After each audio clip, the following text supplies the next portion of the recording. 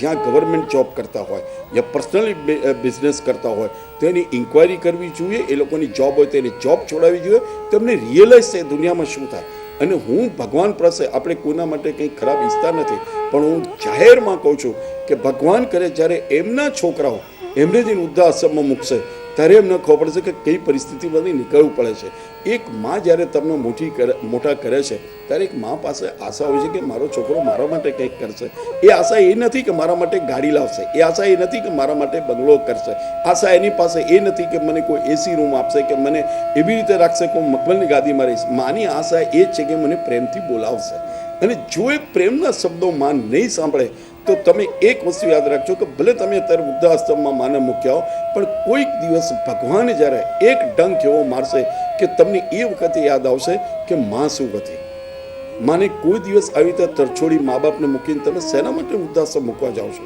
કોઈ કારણ તો તમે કહો. તમારા ઘરમાં તમે તમારા બાળકનું ભરણ પોષણ કરી શકો છો, પત્નીના મોજ શોખ તો તમે બધા પૂરા કરી શકો છો, તમે ગાડીમાં આરામથી હરીફરી શકો છો, અને પછી સમાજમાં જઈને તમે દાનનો દેખાવડો કરો છો. અત્યારે મેં ઘણી વખત એવું સાંભળ્યું છે કે લોકો સપ્તાહ કરે છે, મા બાપની પાછળ મરી ગયા પછી સપ્તાહ કરે છે.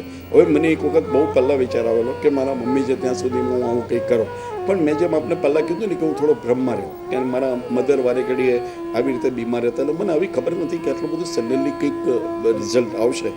તો આજે બી મને અંદરથી બહુ દુઃખ થાય છે કે સારું એક મેં આવું કરી નાખ્યું હોત એની પ્રેઝન્ટમાં. નો ડાઉટ અમારા ઘરમાં કથાને બધું ઘણી વખત એની પ્રેઝન્ટમાં થતું હતું તો મને આનંદ બહુ જુદો. મને એમ થાત કે ચલો મારી માની પ્રેઝન્ટમાં થયો. તો હું એવા લોકોને કહું છું કે જે હું અત્યારે પછતાઈ રહ્યો છું એ ભૂલ તમે નહીં કરો. તમે એટલીસ્ટ જ્યારે મા બાપની હયાતીમાં હોય ત્યારે તમે કરો તો તમે એનો આનંદ જુઓ. એ આનંદમાં અચૂક તમને સ્વર્ગ દેખાશે. તમને કોઈ જગ્યાએ તમારે સ્વર્ગ ખોરવા જવાની જરૂર નથી કે ત્યાં આગળ ઉપર પરીઓ નાચે છે કે રંગીન ફુવારા ઉડે છે. અરે માનો તમને પ્રેમ જ એટલો જબરદસ્ત છે કે એની અંદર તમને બધું જ દેખાશે. મને એવું લાગે છે કે જે અજુકતું બી લાગશે ઘણાને, પણ જ્યાં મારા મા બાપની સાથે હું જે રીતે રહ્યો છું મારે કોઈ આવી જગ્યા ખોરવા જવાની જરૂર નથી. મેં કોઈ દિવસ કોઈને એવું નથી કીધું મને સ્વર્ગ બતાવો, મેં કોઈ દિવસ કોઈને એવું નથી કીધું મને સારી જગ્યા બતાવો. માણસ એસ્ટાબ્લિશ થાય, માણસ પોતાની રીતે તૈયાર થાય, એની કારકિર્દી તૈયાર થાય, એની બધાની પાછળ મા બાપ છે. જો મા બાપ નહીં હોય તો તમે શું કરી શકવાના હતા? આજે તમારી પાસે ક્યાંકથી પૈસા આવી ગયા, તમે કોઈ જગ્યાએ પરણ્યા અને સમજો ત્યાંથી તમારી પાસે પૈસા આવ્યા, એ પૈસા આવ્યા, ગાડી આવી, તમારો ધંધો થયો, બધું થયું, પણ મા બાપ ક્યાં છે? એ નથી. તમને 24 કલાક એનો અહેસાસ થશે કે મારી સાથે મા બાપ નથી. અને જ્યારે મા બાપ તમારી જોડે ના હોય ને તો આપ સમજી લો કે દુનિયામાં તમારી સાથે કશું જ નથી. એ માણસ બી મૂર્ખ, હું એવું માનું છું કે એમની ઉપર જેટલા બને એટલા સખતમાં સખત પગલાં લેવા જોઈએ. અત્યારે દિવસે દિવસે એટલા બધા વૃદ્ધાશ્રમ ખુલી રહ્યા છે, મને ખબર નથી પડતી કે કઈ રીતની માનસિકતા છે. આ જો માનસિકતા દૂર નહીં થાય તો એક દિવસ એવો આવશે કે તમારા પોતાના છોકરા બી જ્યારે 10-12 વર્ષના થશે ને ત્યારથી ગણતરી મૂકશે કે પપ્પાને કયું વૃદ્ધાશ્રમ સારું ગમશે. એ તમને પૂછશે લગ્ન પછી કે પપ્પા તમે બધા વૃદ્ધાશ્રમ થયો એમાં નક્કી કરી કે તમને ક્યાં રાખવા. અને હું ઈચ્છું છું કે જે લોકો પોતાના મા બાપને વૃદ્ધાશ્રમમાં મૂક્યા છે એમના છોકરાઓ જરૂર આ પ્રશ્ન ભણ્યા પછી પહેલો એમના મા બાપને પૂછે કે તમને કયું વૃદ્ધાશ્રમ ગમે છે કે જ્યાં અમે મૂક્યા. કારણ કે હું મારી પત્ની એકલો રહેવા માંગીએ છીએ, મારી બહેનો બી છે. આજે મારા ઘરે જ્યારે બી આવે કોઈ પ્રસંગ હોય, આ છે તે છે, અમે બધા ઘરમાં બેસીને ચર્ચા કરીએ કે શું કરવું. મને તો હું આજે આપને કહી રહ્યો છું, કહેવાયની મને ખબર નથી, પણ એવું છે કે મારા મધરના શહેર હતા તો મારા ફાધરે એવું નક્કી કરેલું. મારા મધરનું એક તમને બીજી બહુ અગત્યની વાત મારે કહેવાની રહી ગઈ કે જ્યારે છોકરી ભણે ને તો એને ચાંદલો આવે. તો એવું કહેવાય છે કે એ ચાંદલો ઘણા લોકો પોતાના ઘરમાં વાપરે છે, પણ મારા મમ્મી એ જમાનામાં એ ચાંદલો આવેલો છોકરીના ઘરે પાછો મોકલે કે આ જે તારા લગ્નનો ચાંદલો આવે છે તારો છે એટલે એને પાછો આપે.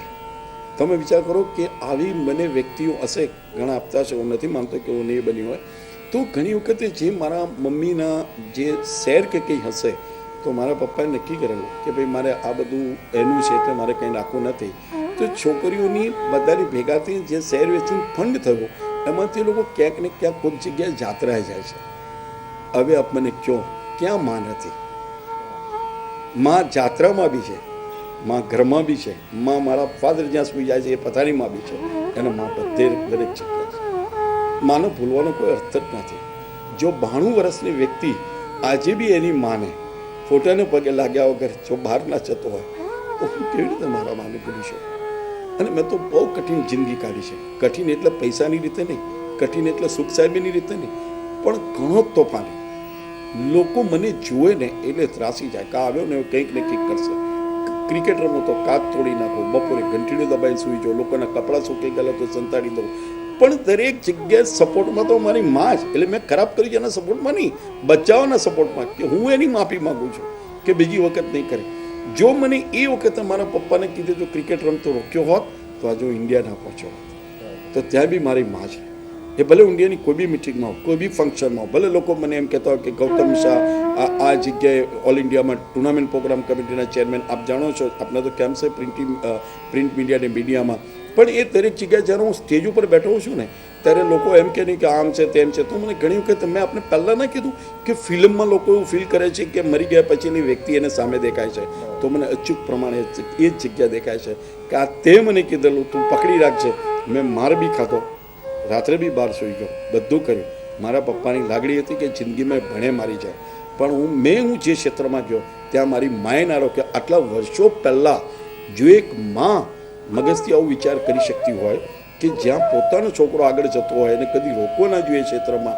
હવે લોકો કહે છે, જ્યારે લોકો આપઘાત કરવા મળ્યા, નાના નાના છોકરા છોકરીઓ ભણતા ત્યારે એમ કહે છે કે ભાઈ ના એક કામ કરો, એને જે લાઈનમાં જવું એ જવા દો. તો વિચાર કરો કે 40 વર્ષ પહેલાંનું થિંકિંગ કેવું હશે. આ મારી માં હતી. માતા એટલે